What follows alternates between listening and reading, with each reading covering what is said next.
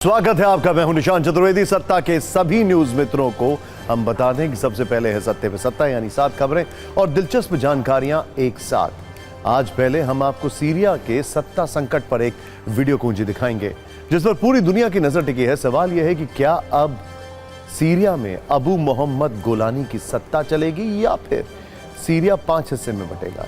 साथ ही आज आपको उस सदनाया जेल के बारे में भी बताएंगे जिसमें असद के जुल्म की कहानियां कैद हैं।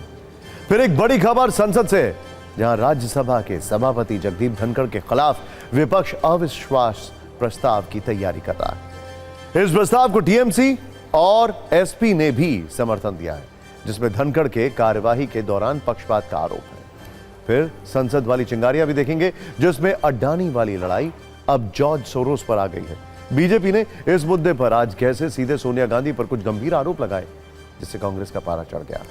एक बड़ी खबर दिल्ली से, जहां आम आदमी पार्टी ने दूसरी लिस्ट जारी कर दी है। बड़ी बात यह है कि मनीष सिसोदिया अब जंगपुरा सीट से चुनाव लड़ेंगे, जबकि पटपरगंज सीट से हाल ही में आप में शामिल हुए अवध ओझा को टिकट दिया गया है।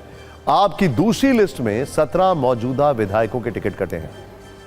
और आज भारत के विदेश सचिव ने ढाका में खड़े होकर बांग्लादेश की सत्ता को आईना दिखाया है। विदेश सचिव ने कहा है कि बांग्लादेश के अंदर हिंदुओं पर हो रहे हमले बेहद दुर्भाग्यपूर्ण हैं और इसे लेकर बांग्लादेश की सरकार के सामने खुलकर अपनी बात रखी गई है। राजस्व सचिव संजय मल्होत्रा को आरबीआई का नया गवर्नर नियुक्त किया गया है। वो अब आरबीआई के मौजूदा गवर्नर शक्तिकांत दास की जगह लेंगे, जिनका 10 दिसंबर को कार्यकाल खत्म हो रहा है। संजय मल्होत्रा आरबीआई के 26वें गवर्नर होंगे। और एक शुभ समाचार नोएडा के जेवर इंटरनेशनल एयरपोर्ट से भी है, जिसका ट्रायल रन आज से शुरू कर दिया गया है। जानकारी के अनुसार यह ट्रायल रन 15 दिसंबर तक चलेगा। 17 अप्रैल 2025 से इस एयरपोर्ट से कमर्शियल फ्लाइट्स शुरू करने का टारगेट है। तो वैसे तो आज सत्ता के मेन्यू में कई बड़ी खबरें हैं, लेकिन हम शो की शुरुआत सीरिया की खबर से करने जा रहे हैं। इसकी 3 बड़ी वजह है। पहली, आज ये इंटरनेशनल सत्ता की सबसे बड़ी खबर है जिस पर पूरी दुनिया की नजर है। दूसरी वजह, यह खबर एक देश में 54 वर्षों से चली आ रही सत्ता के अंत की कहानी है। और तीसरी वजह है, अब सीरिया में ऐसा सत्ता का संकट है जिस पर कई लोगों को जो है वो उनकी नजर है और गिद्ध दृष्टि है, क्योंकि सबके अपने अपने हित हैं। लेकिन इस खबर की शुरुआत हम 7 बड़े अपडेट्स के साथ करते हैं और आपको बताते हैं कि सीरिया में अभी क्या चल रहा है। पहली खबर, असद परिवार की 54 वर्षों की सत्ता खत्म होने के बाद पूरे सीरिया में जश्न का माहौल है। और यह जश्न राष्ट्रपति भवन से लेकर सीरिया की सड़कों तक मनाया जा रहा है।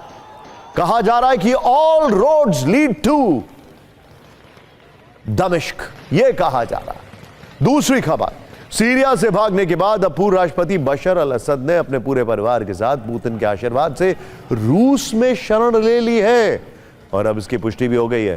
तीसरी बड़ी खबर, सीरिया में विद्रोही गुटों ने अंतरिम सरकार बनाने की तैयारी शुरू कर दी है। हालांकि इसमें बहुत सारे पेच हैं। इस बीच राष्ट्रपति भवन से लेकर सीरिया के सेंट्रल बैंक तक जमकर लूटपाट हुई है और अब खबर है कि वहां शिया समुदाय के लोग काफी दहशत में हैं। अगली खबर यह है कि सीरिया में तख्ता पलट के बाद इजराइल और अमेरिका ने अपने हमले तेज कर दिए हैं। 200 से ज्यादा हमले किए गए हैं दोनों देशों की तरफ से। इस बीच सीरिया के हालात पर भारत सरकार ने कहा है कि उसकी नजर सीरिया की एक स्थिति पर बनी हुई है। और इन सब के बीच रूस ने सीरिया को लेकर यूनाइटेड नेशन से दखल की मांग की है। हालांकि रूस ने अपने एम्बेसी में सीरिया के विद्रोही गुट का जो झंडा है वो फहरा दिया है। लेकिन अब हम आपको सीरिया में सत्ता के संकट की एक वीडियो कुंजी दिखाने जा रहे हैं जिसमें कई हैरान करने वाली तस्वीरें हैं। असद के रूस भागने के बाद विद्रोहियों ने उनके महल को कब्जे में ले लिया। इस महल में एक विशाल गैराज भी मिला है जिसमें ऐसी लग्जरी गाड़ियां हैं कि सीरिया के लोग कल्पना भी नहीं कर सकते। और आलीशान गाड़ियों की संख्या 30 के आसपास है। लेकिन अब विद्रोहियों ने असद के महल के साथ उनकी लग्जरी गाड़ियों पर भी कब्जा कर लिया है। असद के महल के अंदर एक गुप्त तहखाना भी मिला है। यह अंडरग्राउंड टनल असद के महल के ठीक बीचों बीच बनी हुई है, जिसमें लग्जरी सुविधाएं हैं। बड़े बड़े कमरों में वेंटिलेशन का पूरा इंतजाम है। सबसे बड़ी बात, इसमें किसी बम का असर नहीं होता। परमाणु बम गिरने पर यह सुरंग पूरी तरह से सुरक्षित रहेगी। यानी कि जिस हिजबुल्लाह की तकनीक की मदद से हमास ने सुरंगें बनाई, जिस हिजबुल्लाह ने लेबनान में सुरंगें बनाई, क्या उसी हिजबुल्लाह की मदद से सीरिया में ऐसी टनल्स बनाई गई, ऐसी सुरंगें बनाई गई? अब अगली तस्वीर देखिए। असद की सत्ता खत्म होने के बाद अब सीरिया में जश्न है। यह जश्न राष्ट्रपति भवन के साथ साथ सीरिया की सड़कों तक हो रहे हैं। इसमें विद्रोहियों के साथ साथ आम जनता शरीक है जो असद की सत्ता से परेशान थी। लोगों ने टैंकों पर चढ़कर, कार के हॉर्न बजाकर भी जश्न मनाया। याद होगा कुछ ऐसी तस्वीरें इराक से भी आई थी, लिबिया से भी आई थी।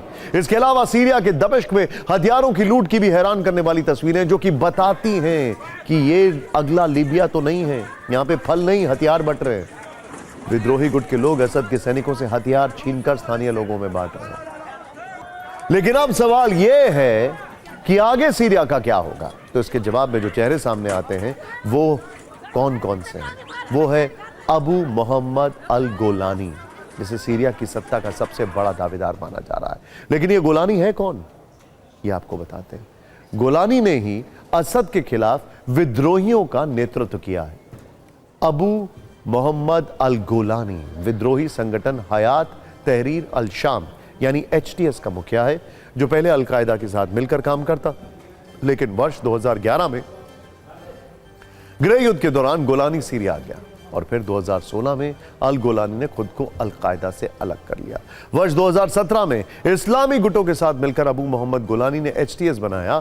गोलानी इदलिब समेत कई हिस्सों में इस्लामी सरकार चलाता है। गोलानी के संगठन HTS का सीरिया के उत्तर पश्चिम हिस्से में दबदबा है और असद के खिलाफ सबसे मजबूत जंग अल गोलानी ने ही लड़ी है। ये वो गोलानी भी है जिसे अमेरिका ने वैश्विक आतंकी घोषित किया है। लेकिन माना जा रहा है कि अब अमेरिका HTS को आतंकी लिस्ट से बाहर कर सकता है।